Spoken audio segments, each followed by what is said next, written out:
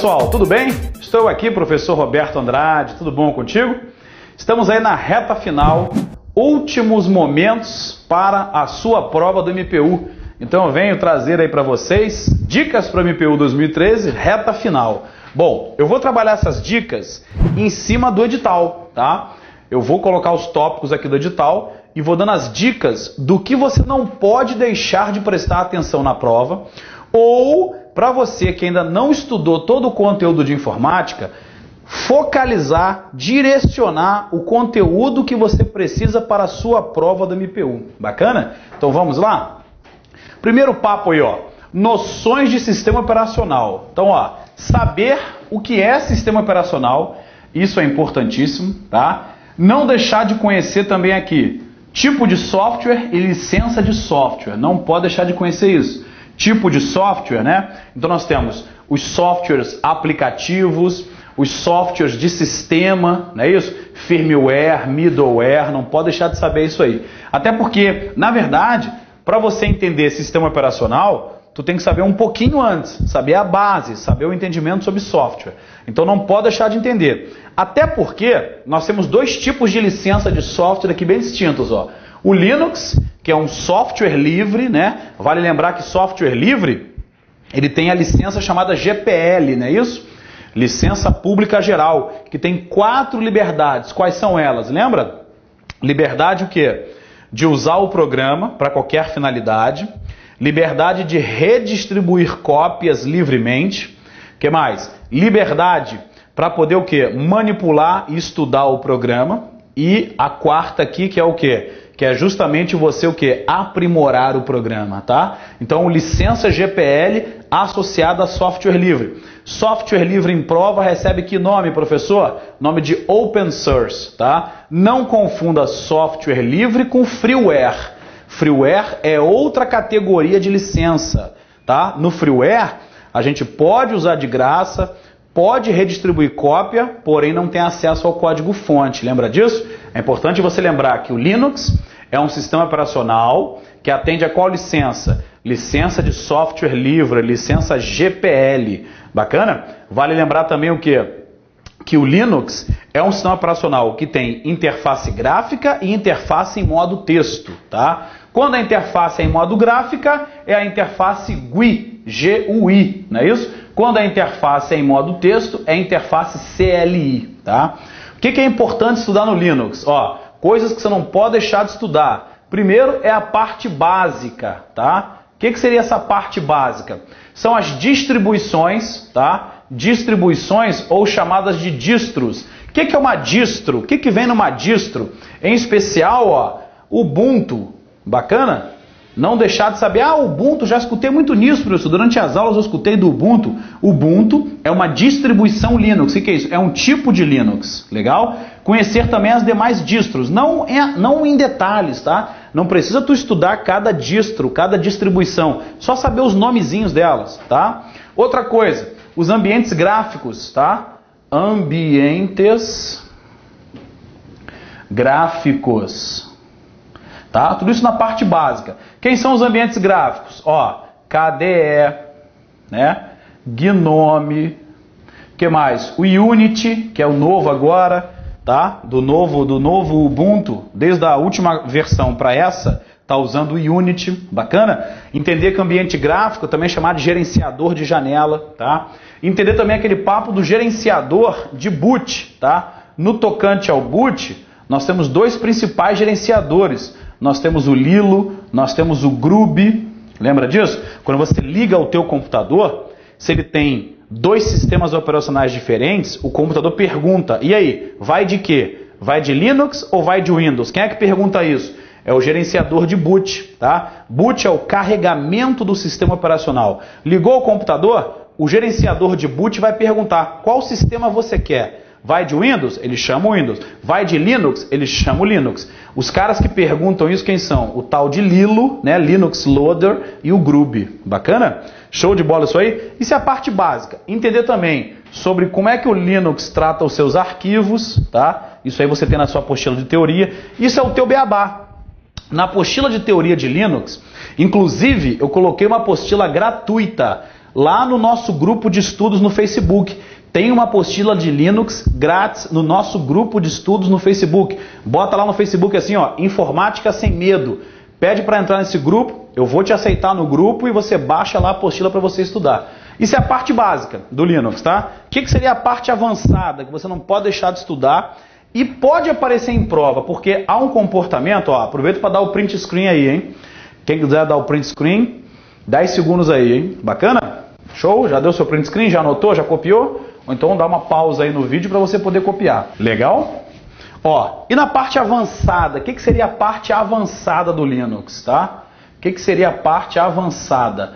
O que pode dar confusão no Linux aí? Ó, lista das pastas, tá? Saber o que tem nas pastas do Linux, o nome delas, né? Pasta lib, pasta home, pasta etc, pasta temp, todas essas pastas aí conhecer. Você tem isso na apostila também.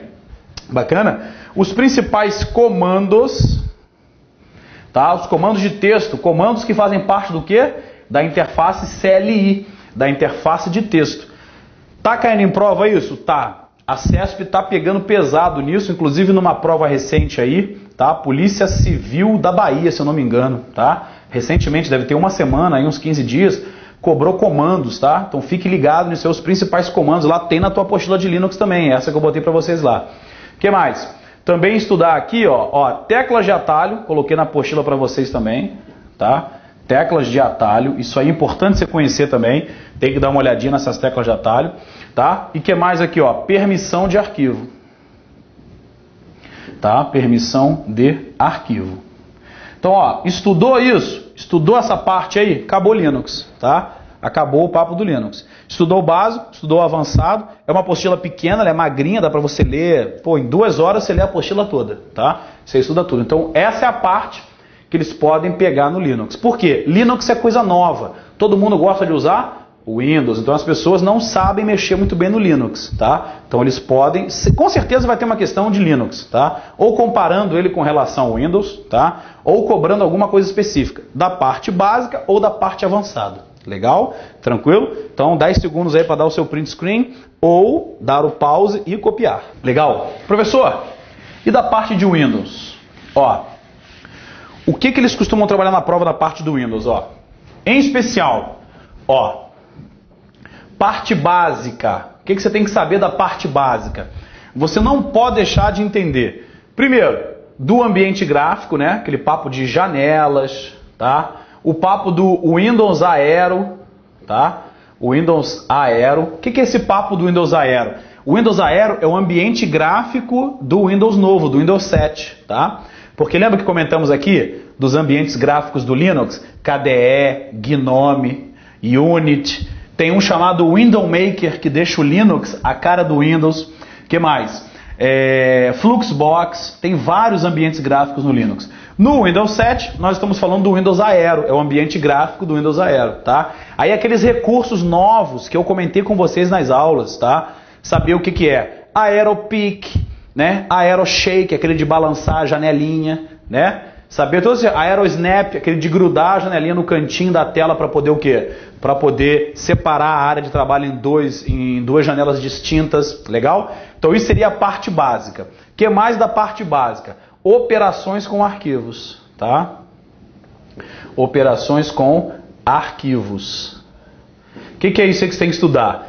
Todas as maneiras de copiar, excluir, renomear, tá? Aquele papo da lixeira. Quando joga na lixeira, se é, por exemplo, menu arquivo, opção excluir, vai abrir a caixa de diálogo perguntando se vai ou não vai para a lixeira? Sim ou não? Sim, vai abrir. Por exemplo, clicar no arquivo e arrastá-lo para a lixeira.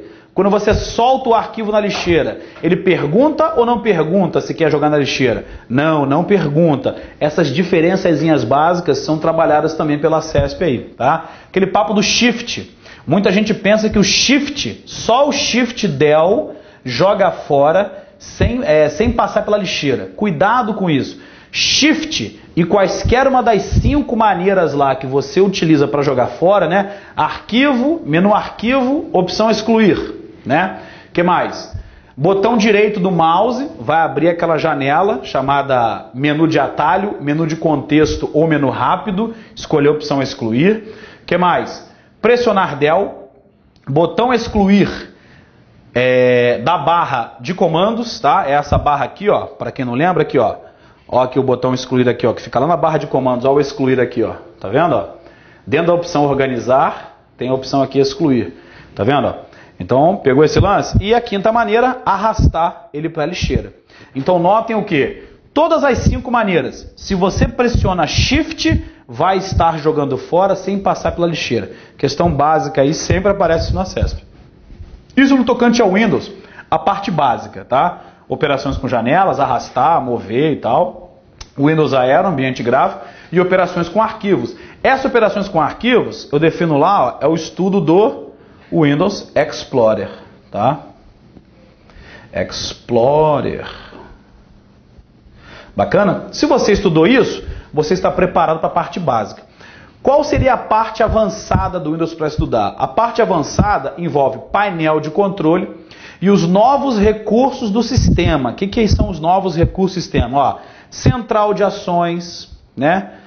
Controle de conta do usuário, controle dos pais. Esses novos recursos de segurança seriam coisas novas a serem cobradas. Aquele papo da criptografia de BitLocker, tá? Dá um pulo lá em painel de controle, dá uma olhada no painel de controle. Essa parte do painel de controle seria a parte avançada. Ele cobrar para você BitLocker, ele cobrar para você o Ready Boost. Lembra do Ready Boost? Aquele que a gente utiliza um pendrive ou um cartão de memória para expandir a memória do computador, para dar um gás no computador. A máquina está ficando lenta, está correndo risco de fazer o uso de memória virtual. Para evitar que isso aconteça, o que a gente faz? A gente coloca lá um cartão de memória ou um pendrive para dar um gás na máquina, é o chamado Ready Boost. Então, essa parte avançada seria o estudo aí do painel de controle. Então, dá uma olhada no painel de controle e vê as novas funções, em especial, novas funcionalidades do Windows 7. Papo do BitLocker, Ready Boost, esse papo todo, controle de conta de usuário, tá? Controle dos pais, né? Aquele papo do administrador determinar o que pode ou não pode um usuário padrão, tranquilo? Show de bola? Então, essa aí é a parte que envolve sistemas operacionais. Vamos para o nosso item 2. 10 segundos aí para copiar, ou dar o seu print screen, ou pausar e anotar no caderninho. Bacana? Então vamos lá para o próximo.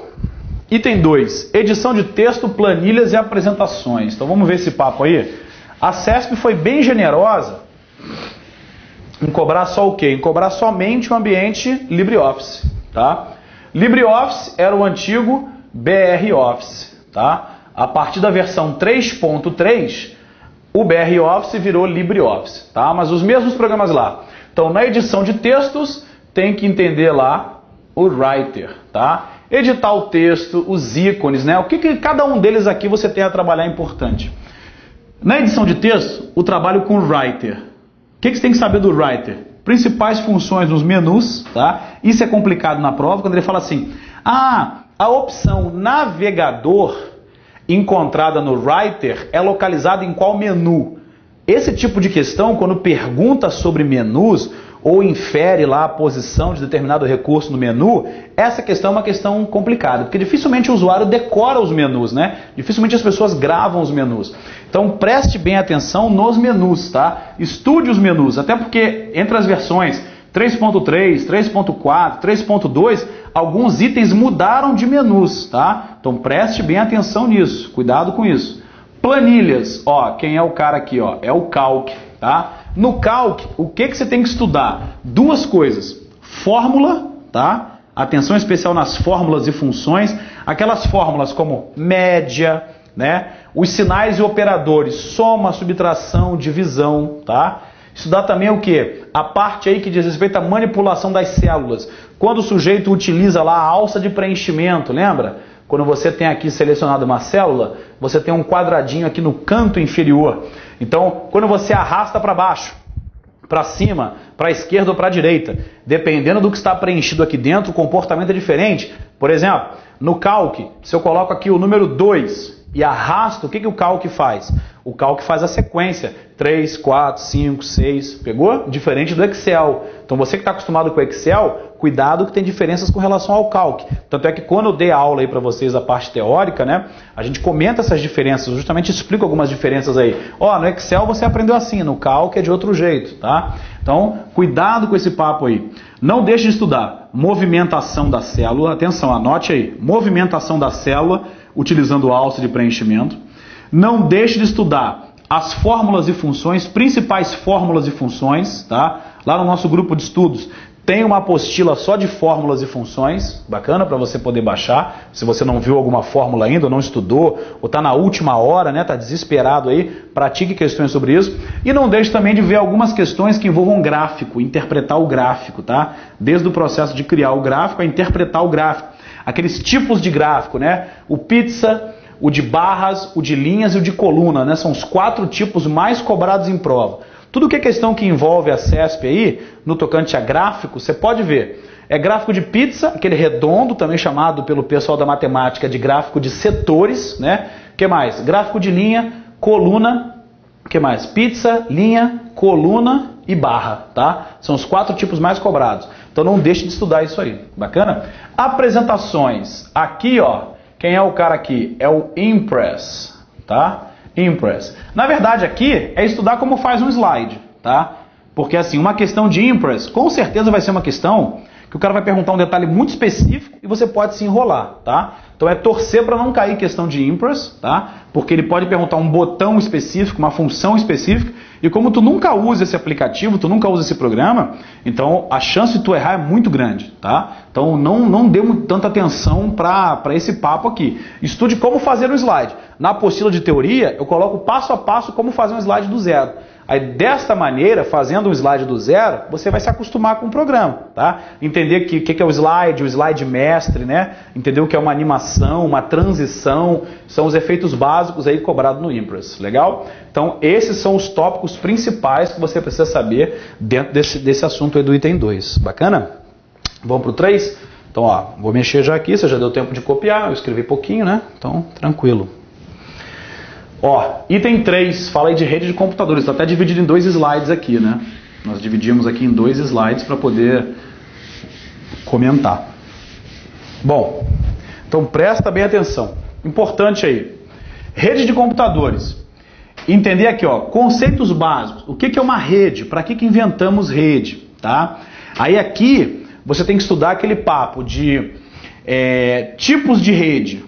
Então você tem lá internet, intranet e extranet. Lembra que a gente já falou disso? Internet, intranet e extranet. Saber as diferenças entre elas, tá? A extranet é aquela que permite o acesso fora da rede. A intranet é a rede fechada, né? A rede cuja informação é somente dos usuários da rede. Bacana? A internet é a rede pública. Aí para extranet, você acessar a intranet, nós temos uma tecnologia chamada VPN, né? Você saber o que é VPN, que cria o tunelamento criptográfico, né? A gente comentou nas aulas aí, tá? Conceitos básicos. Entender também aquele papo de PAN, LAN, MAN e WAN, tá? Não deixar de estudar isso aqui, as diferenças entre essas redes, né? Vale lembrar também, quando é uma LAN sem fio, é uma WLAN, tá? A LAN sem fio, que vem de wireless, tá? Não misturar também esse papo de wireless com Wi-Fi, né? Aí já envolve o quê? O papo de ferramentas aqui, ó. Ferramentas, procedimentos de internet e intranet. Aí é o papo de conexão, tá? Não pode deixar de estudar o quê? Conexão, os tipos de conexão. Nós temos conexões com fio, chamadas o quê? Ó? De wired, e temos as conexões sem fio, chamadas de quê? Ó? De wireless. Bacana? Então estudar as principais conexões com fio, quais são elas? Dial-up, conexão via cabo, PLC, né, que é a Power Line Communication, a conexão aí através da energia elétrica. Bacana? Não deixar de estudar também o que? O ADSL, né, que é um dos tipos de conexão ISDN. Bacana? Não deixar de ler esse capítulo aí. E nos wireless, ó, os comuns de prova, tá na moda aí, ó, 3G, porque agora saiu o 4G. Então, com certeza, o 4G vai ser um assunto aí que eles devem cobrar em prova, tá? 4G, chamado de tecnologia LTE, né? O 3G é o GSM, terceira geração GSM, 4G, tecnologia LTE, né? Então prestar atenção nesse papo aí, bacana? Então tipos de conexão, o que mais? Bluetooth, né? Conexão via satélite, tá? Os principais tipos aí sem fio e o Wi-Fi, né? Não deixar de estudar o Wi-Fi também, que sempre aparece nas provas aí da acesso, bacana? Então conceitos básicos, não deixar também de estudar o papo de topologia, aquele papo de topologia de rede, né? Barramento, estrela, anel, tem na apostila isso, nós comentamos isso. Quem assistiu minha aula de teoria, quem fez o curso de teoria, estudou toda essa parte aqui, até porque eu dou uma atenção bem especial à parte de redes de computadores, porque é um assunto nobre para a CESP. Ela geralmente quando bota uma questão sobre redes, ela cobra vários assuntos dentro daquela questão, né? E sempre lembrando, a CESP adora fazer um sanduíche de questões, né? Ela gosta de fazer assim, bota uma verdade, bota uma mentira, bota outra verdade. Ou então começa com uma mentira, bota uma verdade no meio. Então ele faz tipo camadas, tipo um sanduíche, igual um Big Mac, né? Então presta bem atenção que a CESP gosta muito disso. E aquelas palavrinhas, todas, somente, né? Nunca, sempre, toda vez que uma palavrinha dessa aparece, tomar cuidado com isso, tá? Porque pode ter algo errado na questão. E toda vez que a CESP ela tenta diminuir uma tecnologia em detrimento da outra, tentando humilhar, tipo assim, porque o Linux exige um maior consumo de memória em relação ao Windows. Ó. Toda vez que há uma tentativa de humilhar uma tecnologia, de desmerecer uma tecnologia, pode ver que tem algo estranho na questão também, tá? Bom, o que mais aí? Programas de navegação, Microsoft Internet Explorer e Mozilla Firefox. Aqui, ó, conhecer os principais recursos do navegador, tá? Os três, eles têm muito em comum. Coisas, por exemplo, a navegação privada, que no Internet Explorer, navegação in private, né? No Google Chrome, navegação anônima, que é aquela página que abre, nós podemos navegar e não o quê? E não deixar rastros no computador, tá? Então, barra de endereços. Perguntar lá se na barra de endereços eu posso digitar um endereço IP de um servidor web, se a página vai abrir. Vai, se o servidor web estiver ligado, conectado, vai abrir.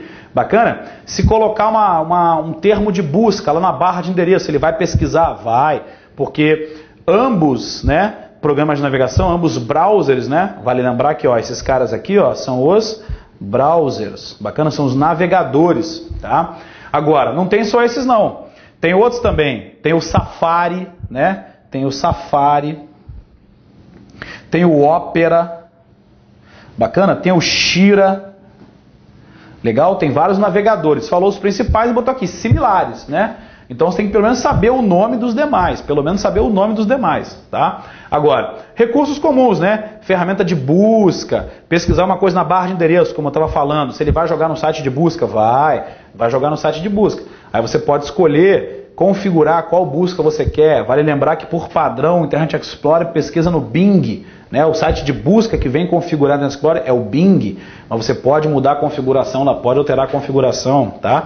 Então, seria a parte básica. Agora, não deixa de ver também os botões, tá? Os principais botões lá, histórico, favoritos, aquele botão de RSS, não tem aquele botãozinho assim, ó, que é o de RSS. Então, recurso lá de Really Simple Syndication, né? Que é para permitir que as pessoas recebam notícias em tempo real. Quando o site é atualizado, você recebe as notícias, né? Através dos feeds, não é isso? Aquele papo dos feeds lá. Os feeds são os canais de notícia que nós assinamos lá. Bacana? No tocante a correio eletrônico, ó, Outlook Express, tá? O Outlook Express mudou de nome, ele se chama o que agora? O Windows Mail, tá? É aquele mais simples, é aquele que vem no pacote básico. Mozilla Thunderbird, cuidado para não confundir com Mozilla Firefox, tá? Thunderbird é cliente de correio. Programas de correio eletrônico ou clientes de correio eletrônico, tá? Similares, você tem o Eudora, você tem o Pegasus Mail, tá? São outros similares aí, outros exemplos, tá? Eudora, Pegasus Mail, Incred Mail, são outros também que nós temos aí, tá? Vários outros programinhas. Bom, aqui, entender lá aquele papo do CCO, cópia carbono oculta, né? Aquele papo dos protocolos, isso aqui sempre aparece em prova, SMTP, para enviar e-mail. POP, também chamado de POP3, bacana?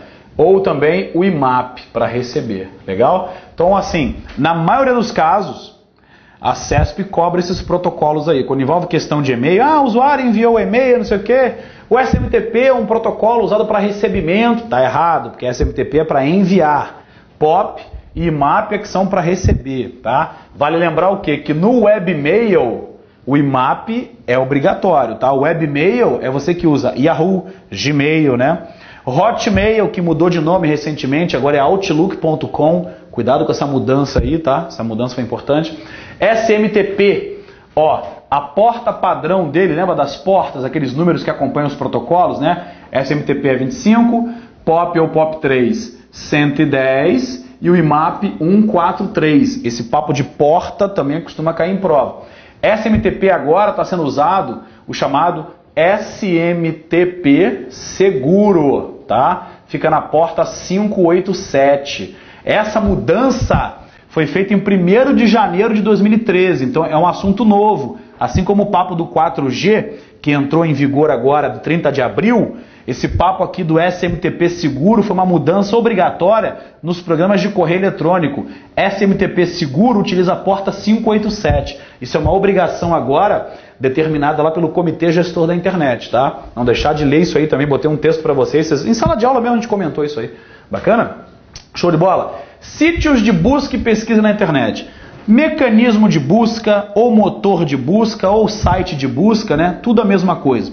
Entender a diferença de um site de busca global e de uma busca interna, né, associada a uma base de dados específica. O que mais? Os principais comandos de busca, né? Quando a gente pesquisa uma coisa entre aspas, quando a gente quer adicionar ou remover termos, né? Na apostila tem uma tabela enorme com vários desses comandos aí. Inclusive trabalhamos questões em sala de aula com esse assunto, com esse papo de busca aí. Grupo de discussão. Entender, ó, a diferença entre o que é fórum, tá? Fórum é só o site com o mural para você botar a pergunta e alguém escrever a resposta, tá? É assíncrono, eu boto a pergunta hoje, alguém responde a qualquer tempo, por isso que é assíncrono, tá? Não tem sincronismo na comunicação, tá? O que mais? A lista de discussão é uma evolução do fórum, tá? A lista de discussão, ela envolve o e-mail. Bacana? Ela envolve o e-mail. Então, assim, o fórum foi a primeira ferramenta, depois veio a lista de discussão. Juntou um com o outro, juntou o fórum com a lista, quer dizer, você manda o e-mail para as pessoas que fazem parte do grupo, todos recebem. Quando alguém te responde, o e-mail vai para todo mundo do grupo. Quando juntou isso com o fórum, nós fundamos o quê? O grupo de discussão. O grupo de discussão é uma mistura do fórum com a lista de discussão, que é por e-mail, que envolve o e-mail. Bacana? Também não pode deixar de estudar, ó, o que é chat. Chat é síncrono, né? Porque chat é assim, oi, tudo bem? Você tá aí? Oi, tudo bom? Eu tô aqui. Como é que você tá? E aí, como é que foi na prova? Tá vendo? Tem que ser o quê? Tem que ser síncrono, tá? Esse papo aí de assíncrono e síncrono também já apareceu em prova. Redes sociais, tá? Redes sociais, eles são o quê? O grande destaque das mídias sociais. Bacana? Então, o papo de interatividade são pessoas reunidas em torno do quê? De uma ideia comum, tá? Com o mesmo propósito. Você não vê lá no Facebook? Tem a galera que curte os animais, aí publica várias coisas de proteção dos animais. Tem a galera que defende o casamento gay, aí publica lá sobre coisas de casamento gay. Tem gente que debate as questões políticas. Então, a rede social, lembra disso, é como se fosse um barzinho onde estão reunidas pessoas numa mesa e as pessoas estão falando de um mesmo assunto, tá? Só que está cada um na sua casa e conectado pela internet. E as redes sociais têm o quê, ó? As redes sociais têm a facilidade de tirar a hierarquia. O que é isso? Ninguém é mais do que ninguém. Todo mundo é o quê? Todo mundo é igual. Então, você que está falando com o presidente de uma companhia, você conversa com ele de igual para igual, tá? Então, redes sociais, destaque importante em prova aí. Saber as principais redes sociais, né? Orkut, Facebook, LinkedIn, né? Sônico, Via 6, todas aquelas redes sociais. Eu tenho um artigo sobre isso, publicado lá na Folha Dirigida. Eu publiquei um artigo na Folha Dirigida sobre redes sociais, tá? Se eu não me engano, esse artigo também está por aí pela internet. Bota lá no Facebook, assim, ó, no Facebook ou no Google, o que são redes sociais, Roberto Andrade. Você vai achar meu artigo aí em outros sites também. Bacana? Computação em nuvem. Esse papo aqui, ó, peça-chave aí, tá todo mundo falando disso. Computação em nuvem, ou chamado de cloud computing. O que é isso? Uma empresa compra um servidor, instala os aplicativos, monta a rede, bacana. Aí bota um funcionário para tomar conta dessa rede, um administrador da rede, legal. Essa empresa, ao fazer isso, está gastando dinheiro, montando uma infraestrutura, daqui a uns 2 ou 3 anos ela vai ter que atualizar essa infraestrutura, então peraí. Vamos parar com esse negócio de ter o software instalado localmente, as máquinas localmente, vamos agora sublocar isso na internet. O que é isso? A empresa vai e compra espaço na nuvem, armazenamento em nuvem. Ela vai passar a guardar os documentos lá. Vocês usam isso aqui direto. Vocês usam isso aqui direto. Tá? Você que, por exemplo, parou de usar Outlook e está usando Yahoo, você está fazendo o quê? Computação em nuvem. Você entende que é um nome novo para uma coisa velha? Tá? A ideia é essa. Pensa assim, pensa comigo assim, né? Computação em nuvem. Lembra do vovô, lembra da vovó? Tem até um amigo meu que ele fala isso, ele comenta isso. Lembra do vovô, lembra da vovó que guardava dinheiro no colchão? Então, você agora passa a guardar o dinheiro no banco, você entende? Você pode acessar em qualquer lugar. Você pode em qualquer caixa rápida e sacar o dinheiro, não pode? Agora, se estivesse embaixo do colchão, o que acontece? Você só conseguiria acessar se fosse lá embaixo do colchão. Pegou isso aí? Bacana? Então é importante você ter isso em mente, esse papo da computação em nuvem. Agora, computação em nuvem tem os níveis lá, lembra? Software como serviço, né? Infraestrutura como serviço, lembra disso? Então é importante estudar plataforma como serviço, lembra? Nós comentamos isso aí, tanto na aula de exercício quanto na aula de teoria. Tá? Agora, não deixar de saber também essas diferenças, nuvem privada, tá? A nuvem pública, por exemplo, nuvem pública é quando várias empresas compartilham serviços em uma determinada empresa que oferece o serviço de hospedagem, de plataforma, tudo isso. A nuvem privada é quando só uma empresa utiliza aquele determinado serviço. E a nuvem híbrida é quando tem a mistura das duas nuvens, a nuvem privada com a nuvem pública. Legal isso aí? Tranquilo? 10 segundos para copiar, rabiscar. Legal? E vamos mais aí. Conceito de organização e gerenciamento de informações, arquivo, pastas e programas. Isso aí é aquele estudo que eu já falei do Windows Explorer, tá? Então estudar assim, aquele papo de unidades, né? Vamos lá que eu vou rabiscar para vocês aí. O que é que você não pode deixar de saber aqui? Ó, entender o Windows Explorer e a organização dos sistemas operacionais, tá? Ó, no caso do Windows, composto de unidades, pastas e arquivos, né? Aí tem que entender aqui, quais são as unidades? São as letras A, C, D, não é isso? As pastas, quais são as principais pastas no ambiente Windows? A pasta Windows, a pasta arquivos de programa, a pasta usuários, bacana? Arquivos, saber sobre os arquivos o quê? Regras de nomenclatura, o que pode e o que não pode num arquivo. Vale lembrar, ó, no XP, o nome de arquivo não pode passar de 255 caracteres. No Windows 7, 260 caracteres. Não podem ser usados os seguintes caracteres: asterisco, barra, contra barra, barra vertical, 2 pontos, interrogação, aspas, maior que, menor que. Bacana? Aquele papo das extensões de arquivo, depois do último ponto, vem um conjunto de 2 ou 3 letras, né, que identifica a quem pertence o arquivo, a extensão do arquivo. Se mudar a extensão, o ícone também muda, porque o sistema operacional passa a associar um outro programa, mas não significa que o outro programa será capaz de abrir o arquivo que você mudou a extensão. Legal? No Linux, né? Unidade não existe, existe uma pasta chamada raiz e tudo que vem abaixo dela são demais pastas, tá? Aí é aquele papo que eu falei, tem que estudar as pastas lá, o que tem em cada pasta do Linux. O Linux não tem essa conversinha de unidades, não tem isso não. Ele tem uma pasta chamada pasta raiz, tá? Bacana? Ele tem uma pasta chamada raiz e as demais, tudo que vem dentro. Como assim, professor? O HD é pasta? É. A impressora é pasta? É. O CD é pasta? É. Tudo é pasta. Bacana, então estudar essa diferença aí. Legal, no tocante a programas, a instalação de programas, né? Isso aí é painel de controle para você ver como é que instala e desinstala um programa lá no ambiente Windows. E na parte do Linux, a instalação de programas lá utilizando o assistente lá que permite a instalação de programas, né? No caso do Ubuntu, você que aprendeu aí como fazer aquele pendrive do Linux ou CD do Linux para experimentar o Linux sem precisar estragar o seu Windows. Lembra que eu falei isso aí? Como fazer um CD do Linux que não precisa ser instalado. Você bota no computador, aí você utiliza, testa, brinca, estuda, depois você ejeta o CD, sua máquina volta para o Windows, sem afetar o teu computador. Lembra que a gente comentou isso aí? Então não deixe de você dar uma futucadinha, uma mexidinha no Linux lá, pelo menos você ver a cara dele, a estrutura dele, tá? Para que você possa ver. E a organização dele é bem simples. O que nós chamamos, por exemplo, de Windows Explorer, no ambiente Windows é o Nautilus, tá? É o Nautilus usado lá no Linux, tá? Então entender aí essas principais comparações, legal? Então já sabe aí, 10 segundos para rabiscar, copiar o da print screen, vou tomar um gole d'água, tranquilo?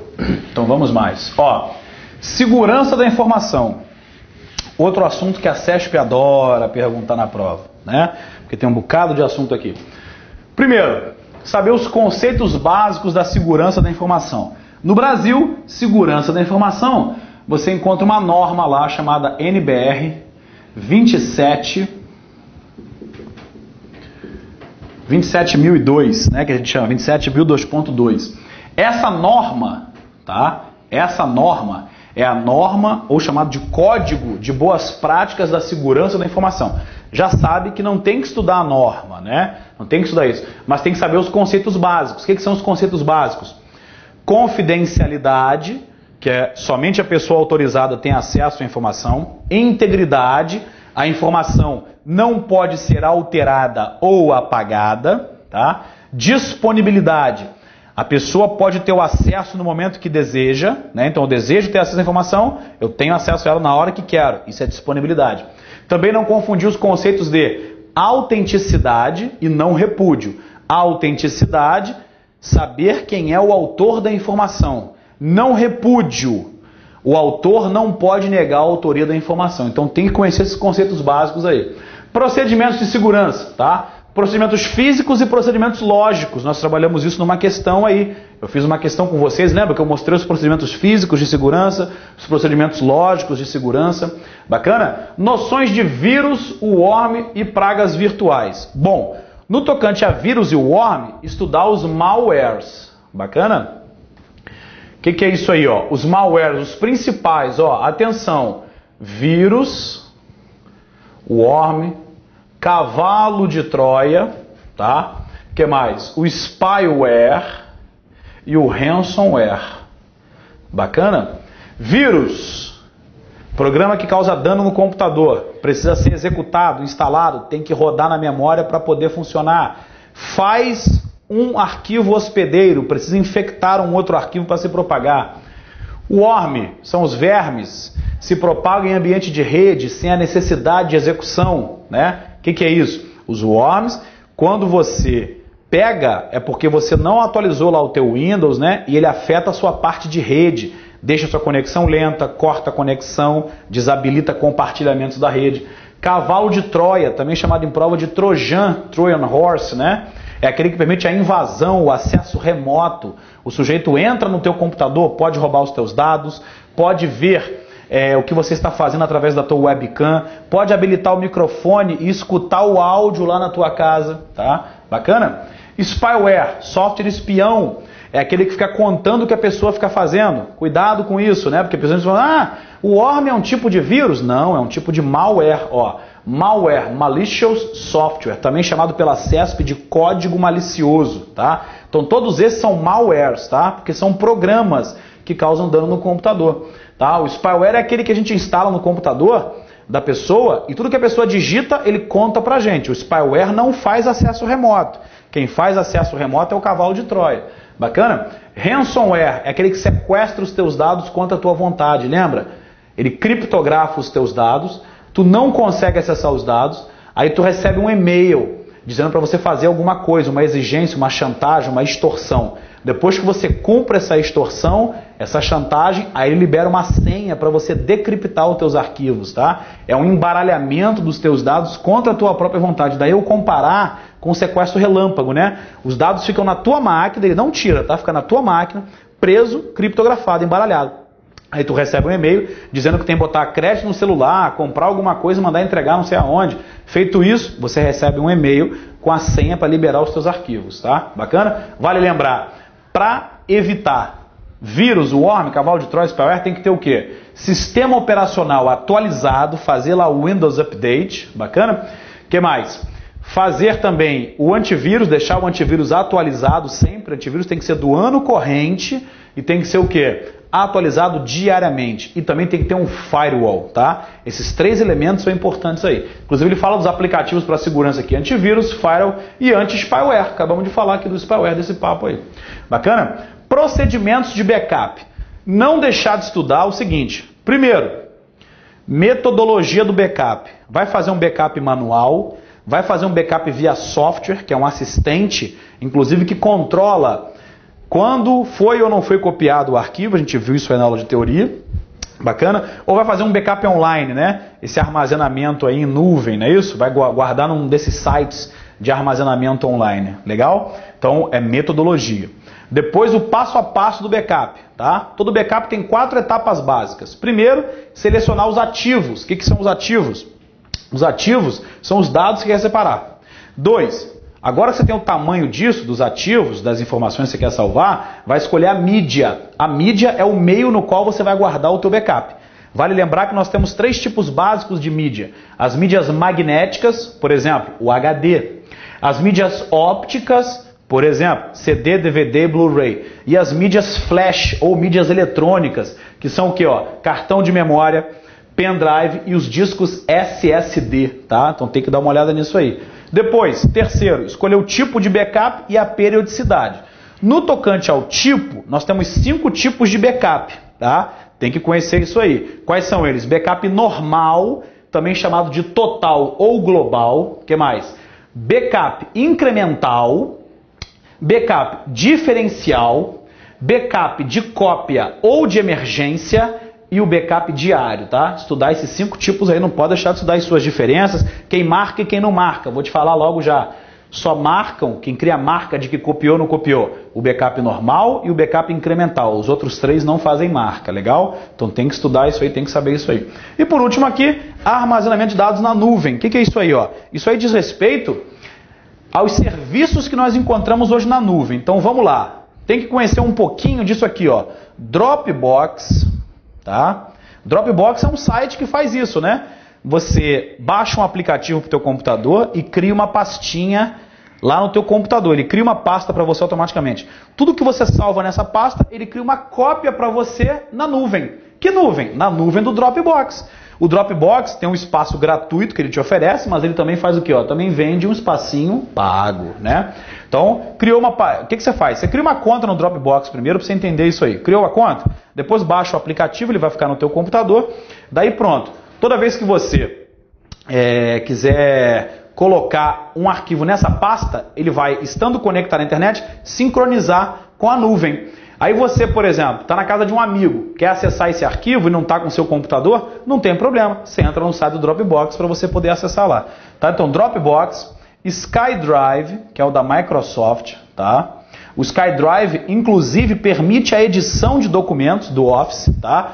Vale lembrar que você tem a opção hoje no teu Office, no teu Word, no teu Excel, de salvar direto lá no SkyDrive, para você poder editar em qualquer lugar pela web, tá? Não pode esquecer também do Google Drive, bacana? Google Drive, que também te dá um espaço lá para você armazenar e permite você também editar, tá? Editar os documentos, produzir os documentos e em vários formatos, né? Permite que você possa enviar um documento para lá, fazer o upload, trabalhar de qualquer computador a qualquer hora, né? Permite você compartilhar também com outros usuários através de e-mail ou através do link e permite você exportar, fazer o download desse arquivo em vários formatos, tá? Serviço do Google aí.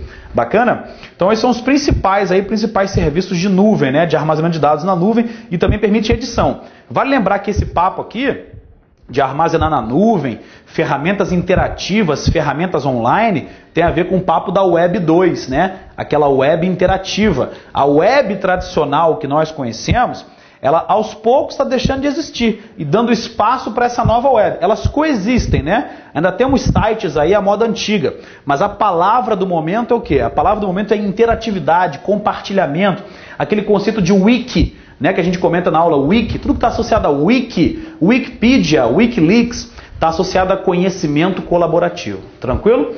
Espero aí que você tenha gostado dessa mini revisão. Nós falamos aí os tópicos principais para a tua prova. E lembre-se, reta final, o que tem que fazer?